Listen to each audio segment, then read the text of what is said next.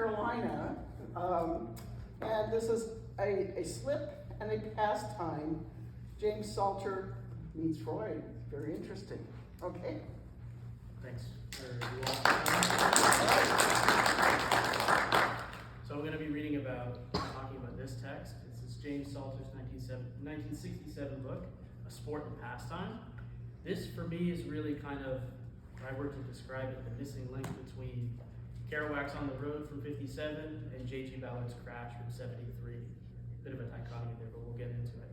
So, let's get started.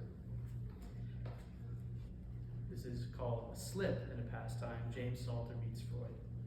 For being as sexually unambiguous and transparent as it is, James Salter's 1967 novel, Sport and Pastime, received relatively little attention or controversy upon its release.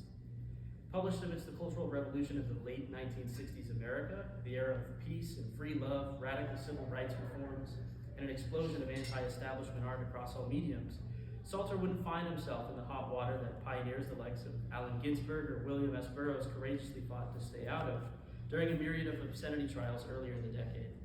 Those beats ultimately succeeded in keeping censorship at bay, laying the groundwork for honest, sexually charged works such as Sport to find readership amongst a generation of young, open-minded readers unconcerned with the social taboos of their elders. Its rich, multi-layered, and beautifully written prose is filled to the brim with the brightly burning, quickly fleeting, hot-to-the-touch affair of American Ivy League dropout Philip Dean and a young femme française by the name of Anne-Marie during an impromptu vacation in the French countryside. A semi-autobiographical work based on Salter's own experience as a married Air Force pilot stationed at Chaumont, Sport explores the Freudian themes of the unconscious desire, nostalgia, and wish fulfillment, all through the ingenious use of an enigmatic narrator as a character within the story. A uniquely transgressive work of American literature, it is an enigma that Sport isn't nearly as lauded as its contemporaries.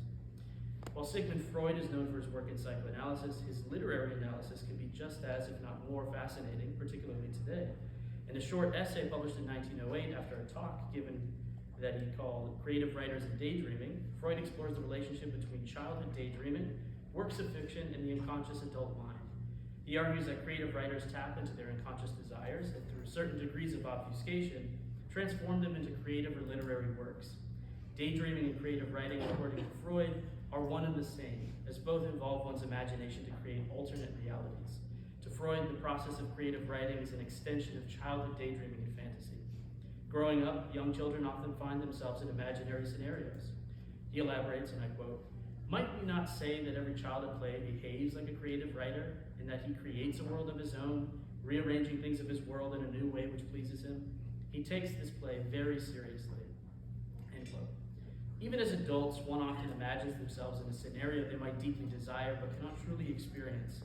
These innermost fantasies, with a PH as Freud calls them, can be something that one is ashamed of, quote, hiding them from other people. He cherishes his fantasies as his most intimate possessions, unquote. Too unscrupulous to share with others, many creatives use fiction as a translation of wish fulfillment to express their deepest desires and fantasies through their works. What better example of the adult daydreamer than that of this novel's unnamed narrator? Hidden in plain sight, he daydreams about the intimate details of Philip and Anne-Marie's relationship, down to the emotions, dialogue, and frustrations of their most private carnal moments. Freud in his essay finds two motivating wishes within the fantasies of daydreaming. Wishes of ambition, which, quote, serve to elevate the subject's personality, end quote, or more frankly, ego, and more relevant to our case here, erotic wishes. As Jeffrey Myers writes in the sexual novel of James Salter's A Sport and a Pastime, the narrator is, quote, an unusual feature of the novel. He fervently imagines their sexual scenes. He, in fact, cannot possibly know everything he describes, and reminds us of this throughout, end quote. The narrator himself says as much nearly halfway into the text, stating that, quote, "I'm not telling the truth about Dean. I am inventing him. I am creating him out of my inadequacies. You must always remember that," end quote.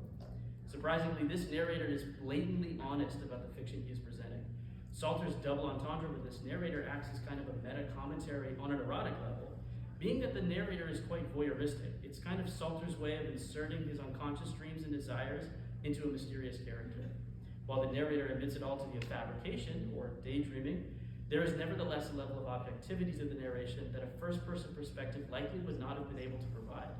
Myers finds that the narrator, quote, distances the erotic scenes while making them more vivid, end quote. If done in first person, it would certainly be biased in nature. Freud specifically brings this literary dilemma to light. In the section on creative writers, he states that, quote, the psychological novel owes its special nature to the inclination of the modern writer to split up his ego by self-observation into many part egos, and in consequence to personify the conflicting currents of his own mental life in several heroes, end quote. Through sport, we have three parts of Salter exposed to readers. Main character Philip Dean, sports narrator, and more broadly, Salter himself as the author. The narrator sandwiched between the writer Salter and the fictionalized Salter through Dean acts as a kind of intermediary between the text and the reader. Salter in a 2006 interview stayed tight-lipped about much of the novel, but had this to say when asked about his use of third-person voice in the text. Quote, as for sport and a pastime, well, the narrator's essential, end quote. In its essence, the narrator is what elevates what would be crude, boastful first-person viewpoints of intercourse into something far more artful and aesthetically pleasing. Throughout the work, Salter is curiously doing precisely what Freud considers to be more of what a daydreamer does, rather than a, quote, imaginative writer, in his words. Going by Freud's analysis, Salter's daydreaming through the narrator is a manifestation, quote, with which the ego contents itself to be the role of the spectator, end quote. Ironically, what Freud describes with imaginative writers would also apply to Salter. He states that, quote, the writer softens the character of his egoistic daydreams by altering and disguising it, and he bribes us by the purely formal, that is aesthetic, yield of pleasure which he offers us in the presentation of his fantasies, end quote. Within sport, Salter as an author is pulling off the dual role of both the daydreamer and the creative writer, proving that they can be in fact identical in nature in some ways. Looking at the prose of the work, Salter paints us an intimate picture in this example through an interesting combination of foul language and beautiful vistas of the untamed French countryside. Quote, in that blue delage with doors that open backwards, the villages are fading, the river is turning dark. She undoes his clothing and brings forth his prick, erect, pale as a heron in the dusk, both of them looking ahead at the road like any couple, end quote. The narrator here presents a sort of vicarious omnipresence to both the proclivities and the mundanities of life, both the erotic and the typical, treated with equal importance. The scene continues, and the ensuing sex act in the Kerouac-inspired sports car takes on the same written importance as adjusting the rearview mirror, or noting how, quote, the car's headlights are faded, end quote. These dichotomies are presented by the narrator quite nondescript, in a very matter-of-fact way. In a piece on Salter's of War, titled The Final Glory, William Dowie describes sport and its narrator. He writes, the narrator tells the story on the practical level and as an audience surrogate on the imaginative level, seeing ourselves in our various distances from the magical figure of Dean, carefree, neutral, and as acceptable as the elements themselves. The narrator very smoothly moves from moments of mundanity to moments of pleasure, mimicking Philip's macho attitude, his relaxed candor. The night before the couple drives down the gentle hills of the French countryside, in the prior scene, they enjoy each other's company in a hotel room. The narrator describes this moment. Quote, in the room, she tries on her new clothes. She poses for him, laughs, and falls onto the bed. They lie together in the calm darkness. They need only glance at each other to start laughing again. The narrator might yearn for simple moments of romantic bliss, but he clearly has more of an interest in exploring the romance of others than cultivating one himself. Salter, as an author, is also able to revisit what would be a pivotal moment in his life, the glory days of his youth. These are precisely the emotions that motivate one to fantasize. According to Freud, moments of nostalgia and the fantasies of daydreams are to many, quote, the fulfillment of a wish, a correlation of unsatisfying reality, end quote.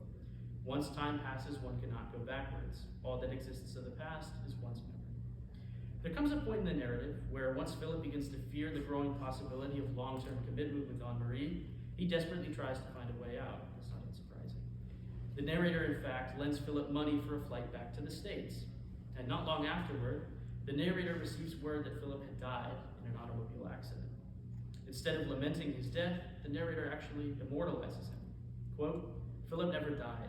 His existence is superior to such accidents. One must have heroes, which is to say, one must create them. It is we who give them their majesty, their power, which we ourselves could never possess, end quote. Freud describes this in creative writing, where wish fulfillment through daydreams and desires correlates directly with the multitude of stories in fiction that include infallible heroes. He goes on to say that, quote, one feature above all cannot fail to strike us about the creations of these story writers. Each of them has a hero who is the center of interest, for whom the writer tries to win our sympathy by every possible means, end quote. Every possible means would certainly include this elusive narrator. He is not solely a first-person character, he also acts in the third person, with no qualms or shame of his biases and affections towards the lovers, with a particular admiration for Philip. Close to a quarter century later, Salter explains some of the phenomena behind the narrator and the narrator's reliability as one himself. In response to a question during an interview for the Paris Review in 1993, specifically of how much of the narrator's retelling was true in sport, Salter replies that, quote, very little in my opinion is invented or imagined. I am impressed by his powers of observation and tend to trust his description of scenes, end quote. Salter's evasive attitude suggests that his intent as the author is not for the narrator to have any absolute omniscient power regarding the young lovers' lives. In his view, the narrator is just curiously observant. The role of the narrator continues to both confound and impress simultaneously. And going by the author's words, that is in no way serendipitous by any stretch of the imagination. Salter's unorthodox approach to narrative in the sport and pastime is ultimately the work's masterstroke. Freud, giving his talk on creative writers and daydreaming over a century ago, would not have seen this approach to fiction coming. Within sport, Salter freely expresses the ego and bravado of his younger self while simultaneously putting him within a much larger, more analytic context. When the narrator admits to his infatuation with the young couple and the fallacy of his narration, the book ceases to become simply erotic. Sport becomes a deeply engrossing character study on the psychology of daydreaming, of envy, and of sexual desire. Overshadowed and unappreciated in an era full of canonical, groundbreaking works, Sport nonetheless stands as a premier work of Freudian literature, one that should be celebrated along with the greats of mid-century, 20th century American texts.